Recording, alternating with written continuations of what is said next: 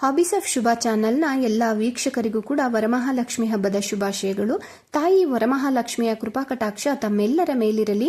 ಈ ಒಂದು ಸುದಿನ ವರಮಹಾಲಕ್ಷ್ಮಿಯ ವ್ರತದ ಕಥೆಯನ್ನು ಯಾರು ಓದುವರೋ, ಜೊತೆಗೆ ಕಥೆಯನ್ನ ಯಾರು ಕೇಳುವರೋ ಅವರೆಲ್ಲರಿಗೂ ಕೂಡ ವರಮಹಾಲಕ್ಷ್ಮಿಯ ಕೃಪಾ ಕಟಾಕ್ಷ ಲಭಿಸುವುದು. ಆದ್ದರಿಂದ ನಾನು ಕೂಡ ಈ ಕಥೆಯನ್ನ ಓದಿ ನಿಮ್ಮೆಲ್ಲರಿಗೂ ಕೂಡ ಈ ಒಂದು ಕಥೆಯನ್ನ ಕೇಳಿಸಬೇಕೆಂಬುದು ನನ್ನ ಒಂದು ಆಸೆ.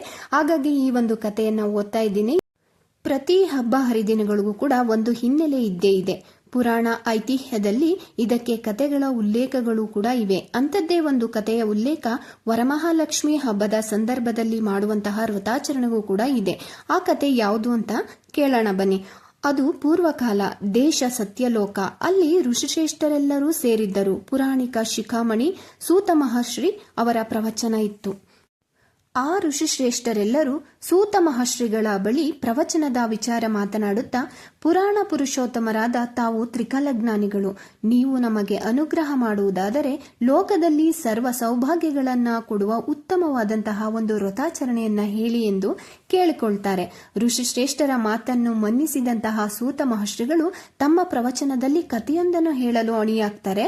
ಋಷಿಶ್ರೇಷ್ಠರೇ, ಈ ಲೋಕದಲ್ಲಿ ಭಕ್ತಿಯಿಂದ ಪೂಜಿಸುವವರಿಗೆ ಸಕಲ ಇಷ್ಟಾರ್ಥಗಳು ಈಡೇರುವಂತಹ ಅತ್ಯುತ್ತಮವಾದಂತಹ ವ್ರತಾಚರಣೆ ಒಂದು ಇದೆ. ಆ ವ್ರತಾಚರಣೆಯ ಹಿನ್ನೆಲೆಯನ್ನ ನಿಮಗೆ ತಿಳಿಸಿಕೊಡುವೆ ಎಂದು ಕಥೆಯನ್ನ ಹೇಳಲು ಪ್ರಾರಂಭಿಸುತ್ತಾರೆ. ಅದು ಕೈಲಾಸ ಪರ್ವತ. ದೇವ ನದಿಗಳು ಹರಿಯುವಂತಹ ನಿತ್ಯ ಹರಿದ್ವರ್ಣದ ನಾನಾ ಬಗೆಯ ವೃಕ್ಷ ಸಮೂಹದಿಂದ ಕೂಡಿದ ಒಂದು ಪ್ರದೇಶ. ಕಾಮಧೇನು, ಕಲ್ಪವೃಕ್ಷ ಏನಿಲ್ಲ ಅಲ್ಲಿ, ಎಲ್ಲವೂ ಇರುವ ಒಂದು ಆವಾಸ ಸ್ಥಾನವದು. ಆದ್ದರಿಂದ ಯಕ್ಷ, ರಾಕ್ಷಸ, ಗರುಡ, ಗಂಧರ್ವ, ದೇವಮಾನುಷಾದಿಗಳು ಕೂಡ ತಮ್ಮ ಪೂರ್ವ ಪುಣ್ಯಾನುಸಾರ ಸೇರಿ ಅಲ್ಲಿಗೆ ಹೋಗಿ ಆ ಪ್ರದೇಶದ ಒಡೆಯನಾದಂತಹ ಪಾರ್ವತೀಶ್ವರನಿಗೆ ಸೇವೆ ಸಲ್ಲಿಸುತ್ತಿರುವರು. ಕೈಲಾಸ ಎಂಬುದು ಪಾರ್ವತಿ ಪರಮೇಶ್ವರರ ನಿತ್ಯ ಸಾನ್ನಿಧ್ಯ ಇರುವಂತದ್ದು. ಅಲ್ಲಿ ಹಿಂದೊಮ್ಮೆ ಪರಮೇಶ್ವರನು ಪಾರ್ವತಿಯೊಡನೆ ಸಂತೋಷದಿಂದ ಕುಳಿತಿದ್ದ. ಆಗ ಜಗನ್ಮಾತೆಯಾದಂತಹ ಪಾರ್ವತಿಯು ಪರಮೇಶ್ವರನನ್ನು ಕುರಿತು, ಮಹಾದೇವ, ಪ್ರಪಂಚದಲ್ಲಿ ಸಕಲ ಸುಖಗಳನ್ನು ಕೊಟ್ಟು ಭಕ್ತರ ಕಷ್ಟವನ್ನು ಪರಿಹರಿಸಿ ಸೌಭಾಗ್ಯ ಸಂತೋಷಗಳನ್ನು ಉಂಟು ಮಾಡುವ ವ್ರತ ಯಾವುದು? ಅದನ್ನು ನನಗೆ ಹೇಳು ಎಂದು ಕೇಳಿಕೊಂಡಳು.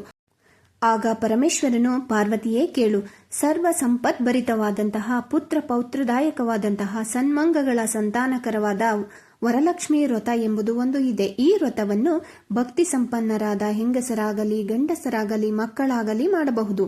ಈ ವ್ರತವನ್ನ ಶ್ರಾವಣ ಮಾಸದ ಶುಕ್ಲ ಪಕ್ಷದ ಹುಣ್ಣಿಮೆಗೆ ಹತ್ತಿರವಾದಂತಹ ಶುಕ್ರವಾರದ ದಿನ ಮಾಡಬೇಕು ಎಂದು ಹೇಳಿದನು. ಸಂತುಷ್ಟಳಾದ ಪಾರ್ವತಿಯು, ಸ್ವಾಮಿ, ವರಲಕ್ಷ್ಮಿ ವ್ರತದ ನಿಯಮವೇನು? ಅದನ್ನ ಹೇಗೆ ಮಾಡಬೇಕು? ಆ ವ್ರತದ ಅಧಿದೇವತೆ ಯಾರು ಎಂದು ಕೇಳಿದಳು. ಆಗ ಪರಮೇಶ್ವರನು, ಆ ವ್ರತಕ್ಕೆ ಅಧಿದೇವತೆ ಮಹಾಲಕ್ಷ್ಮಿ. ಇದನ್ನು ಶ್ರಾವಣ ಮಾಸದಲ್ಲಿ ಪೌರ್ಣಿಮೆ ಸಮೀಪಸ್ಥವಾದ ಭೃಗುವಾರದಲ್ಲಿ ಮಾಡಬೇಕು.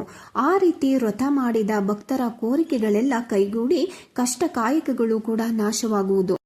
ಈ ವಿಷಯದಲ್ಲಿ ಪ್ರಸಿದ್ಧವಾದ ಒಂದು ಕಥೆಯುಂಟು, ಅದನ್ನು ಹೇಳುತ್ತೇನೆ ಕೇಳು ಎಂದು ಪಾರ್ವತಿಗೆ ಕಥೆಯನ್ನು ಹೇಳಲು ಮುಂದಾದ. ವಿದರ್ಭ ದೇಶಕ್ಕೆ ರಾಜಧಾನಿ ಕುಂಡಿನ ನಗರ. ಅಲ್ಲಿ ಚಾರುಮತಿ ಎಂಬ ಮಹಿಳೆ ಇದ್ದಳು. ಆಕೆ ದರಿದ್ರಳಾದರೂ ಕೂಡ ಸದಾಚಾರ ಸಂಪನ್ನಳು. ಪತಿ ಶುಶ್ರೂಷೆಯೇ ಮುಖ್ಯ ಎಂದು ತಿಳಿದು ಸದಾ ಸಂತೋಷ ಚಿತ್ತಳಾಗಿ ಪತಿಯ ಮನಸ್ಸನ್ನು ನೋಯಿಸದೆ ಸದ್ವರ್ತನೆ ತೋರುತ್ತಿದ್ದವಳು. ಇವಳ ಸದಾಚಾರ ಸಂಪನ್ನತೆಗೆ ಮೆಚ್ಚಿದ ಮಹಾಲಕ್ಷ್ಮಿಯು ಒಂದು ದಿನ ಚಾರುಮತಿಯು ಮಲಗಿ ನಿದ್ರಿಸುತ್ತಿರುವಾಗ ಸ್ವಪ್ನದಲ್ಲಿ ಪ್ರತ್ಯಕ್ಷಳಾಗಿ ಹೇಳಿದಳು, ಪತಿವ್ರತೆಯಾದ ಚಾರುಮತಿ, ನಿನ್ನ ಗುಣಶೀಲಗಳಿಗೆ ಮೆಚ್ಚಿ ನಿನ್ನ ಪೂರ್ವ ಪುಣ್ಯಾನುಸಾರವಾಗಿ ನಿನಗೆ ಅನುಗ್ರಹ ಮಾಡಲು ಬಂದಿರುವೆ.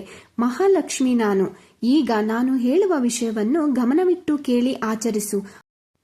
ಇದರಿಂದ ನಿನ್ನ ದಾರಿದ್ರ್ಯವು ನಾಶವಾಗಿ ಅಷ್ಟೈಶ್ವರ್ಯವೂ ಕೂಡ ಪ್ರಾಪ್ತಿಯಾಗುತ್ತದೆ.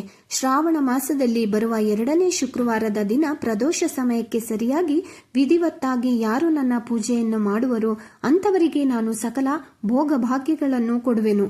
ಯಾರಿಗೆ ಪುಣ್ಯ ಸಂಪರ್ಕವಿರುವುದೋ ಅಂತವರಿಗೆ ಈ ವ್ರತದಲ್ಲಿ ಭಕ್ತಿ ಹುಟ್ಟುತ್ತದೆ. ಭೂಲೋಕದಲ್ಲಿ ಯಾರು ನನ್ನನ್ನು ಭಕ್ತಿಯಿಂದ ಪೂಜಿಸುತ್ತಾರೋ ಅವರೇ ಧನ್ಯರು, ಅವರೇ ಶೂರರು, ಅವರೇ ಪುಣ್ಯಶಾಲಿಗಳು, ಅವರೇ ಮಹಾತ್ಮರು, ಸಾಹಸಿಗಳು, ಅವರೇ ಪಂಡಿತರು, ಅಂತವರೇ ಸ್ತೋತ್ರಾರ್ಹರು. ಬಹಳವಾಗಿ ಹೇಳುವುದೇನು, ಅವರೇ ಸರ್ವೋತ್ತಮರು. ಯಾರು ನನ್ನ ಕಟಾಕ್ಷಕ್ಕೆ ಬಾಹಿರರಾಗುವರೋ ಅವರ ಬಾಳು ಅಜಗಳಸ್ತನದಂತೆ ವ್ಯರ್ಥವೇ ಸರಿ.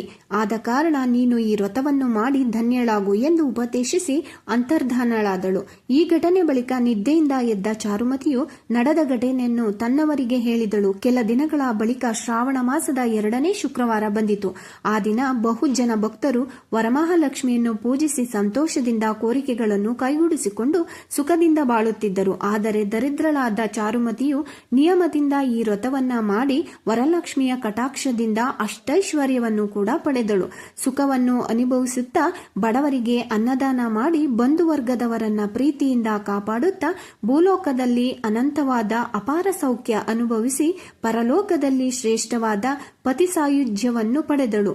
ಆದ ಕಾರಣ ಈ ಲೋಕದಲ್ಲಿ ಯಾರು ಭಕ್ತಿಭಾವದಿಂದ ಈ ವ್ರತವನ್ನು ಆಚರಿಸುವರೋ ಅಂತವರು ಅಖಂಡವಾದ ಐಶ್ವರ್ಯ ಪಡೆದು ವರಮಹಾಲಕ್ಷ್ಮಿಯ ಪ್ರಸಾದದಿಂದ ಭೋಗ ಭಾಗ್ಯಗಳನ್ನು ಅನುಭವಿಸುವರು ಎಂದು ಹೇಳಿ ಪರಮೇಶ್ವರನು ಕೂಡ ಕಥೆಯನ್ನು ಮುಗಿಸಿದನು. ಕತೆ ಕೇಳಿದ ಪಾರ್ವತಿಯು, ಮಹಾದೇವ, ನನ್ನಲ್ಲಿ ನಿನಗೆ ದಯೆಯುಂಟಾದರೆ ಈ ವಿಧಾನವನ್ನು ವಿವರವಾಗಿ ಹೇಳಬೇಕು ಎಂದು ಕೇಳಿಕೊಂಡಳು. ಆಗ ಪರಮೇಶ್ವರನು ಪೂಜಾ ವಿಧಾನಗಳನ್ನು ಹೀಗೆ ವಿವರಿಸಿದನು. ಶ್ರಾವಣ ಮಾಸದ 2ನೇ ಶುಕ್ರವಾರದ ದಿನ ಭಕ್ತಿಯುಳ್ಳ ಸ್ತ್ರೀಯರಾಗಲಿ ಪುರುಷರಾಗಲಿ ಅಭ್ಯಂಜನವನ್ನ ಮಾಡಿಕೊಂಡು ಮಂಗಳ ಸ್ನಾನದ ನಂತರ ಶುಭ ವಸ್ತ್ರಗಳನ್ನು ಧರಿಸಬೇಕು. ಮನೆಯಲ್ಲಿ ರಂಗೋಲಿಯಿಂದ ಅಲಂಕೃತವಾದ ಶುದ್ಧ ಪ್ರದೇಶದಲ್ಲಿ ಮನೋಹರವಾದ ಮಂಟಪವನ್ನ ನಿರ್ಮಿಸಬೇಕು. ಅದರ ಮಧ್ಯದಲ್ಲಿ ಪಂಚವರ್ಣದಿಂದ ಕೂಡಿದ ಅಷ್ಟದಳ ಪದ್ಮವನ್ನ ರಚಿಸಿ ಅದರ ಮೇಲೆ ಮಾವಿನ ಚಿಗುರುಗಳಿಂದ ಕೂಡಿದ ಕಳಶವನ್ನ ಇಟ್ಟು ಪ್ರಾಣ ಪ್ರತಿಷ್ಠಾಪನಾ ಮಾಡಿ ವರಮಹಾಲಕ್ಷ್ಮಿಯನ್ನ ಪೂಜಿಸಬೇಕು. ಷೋಡಶೋಪಚಾರ ಮಾಡಿ ಸತ್ಕರಿಸಿ ಪದ್ಮಾಸನೆ, ಪದ್ಮವೂರು, ಪದ್ಮಾಕ್ಷಿ, ಪದ್ಮಸಂಭವೆ ಎಂಬ ಮಂತ್ರದೊಂದಿಗೆ ಶಾಸ್ತ್ರೋಕ್ತ ಪೂಜೆಯಿಂದ ದೇವಿಯನ್ನ ತೃಪ್ತಿಪಡಿಸಿ ಯೋಗ್ಯನಾದ ಬ್ರಾಹ್ಮಣನಿಗೆ ಉಪಾಯನ ದಾನವನ್ನು ಕೊಡಬೇಕು. ಸುವಾಸಿನಿಯರನ್ನ ಸಮಾರಾಧನೆ ಸುಗಂಧ ತಾಂಬೂಲಗಳಿಂದ ತೃಪ್ತಿಪಡಿಸಬೇಕು. ಅನಂತರ ಭಕ್ತಿಯುತರಾದ ಬ್ರಾಹ್ಮಣ ಸುವಾಸನೆಯರಿಗೆ ಭೋಜನ ಮಾಡಿಸಿ ಭೂರಿ ದಕ್ಷಿಣಗಳನ್ನು ಕೊಟ್ಟು ಈ ಕಥೆಯನ್ನ ಹೇಳಬೇಕು ಎಂದು ಪರಮೇಶ್ವರನು ವಿವರಿಸಿದನು. ಸೂತ ಪುರಾಣಿಕರು ಈ ಕಥೆಯನ್ನು ಋಷಿಗಳಿಗೆ ಹೇಳಿದರು. ಈ ಕಥೆಯನ್ನು ಕೇಳಿದಂತಹ ಋಷಿಗಳು ಸಂತೋಷಭರಿತರಾದರು. ಈ ಕಥೆಯನ್ನು ಕೇಳಿದ ನಿಮಗೆಲ್ಲರಿಗೂ ಕೂಡ ವರಮಹಾಲಕ್ಷ್ಮಿಯು ಅಷ್ಟೈಶ್ವರ್ಯಗಳನ್ನು ಕೊಟ್ಟು ಕಾಪಾಡಲಿ ಎಂದು ಕೇಳಿಕೊಳ್ಳುತ್ತೇನೆ. ಈ ಒಂದು ಶ್ರೇಷ್ಠವಾದಂತಹ ವರಮಹಾಲಕ್ಷ್ಮಿಯ ವ್ರತದ ಕಥೆ ನಿಮಗೆ ಇಷ್ಟ ಆಗಿದ್ರೆ ಲೈಕ್ ಮಾಡಿ, ಹಾಗೇನೆ ನಿಮ್ಮ ಸ್ನೇಹಿತರು ಮತ್ತೆ ನಿಮ್ಮ ಸಂಬಂಧಿಕರೊಡನೆ ಈ ಒಂದು ವಿಡಿಯೋನ ಶೇರ್ ಮಾಡಿಕೊಳ್ಳಿ. ಈ ವಿಡಿಯೋನ ನೋಡಿದ್ದಕ್ಕಾಗಿ ನಿಮಗೆಲ್ಲರಿಗೂ ಕೂಡ ತುಂಬ ಹೃದಯದ ಧನ್ಯವಾದಗಳು.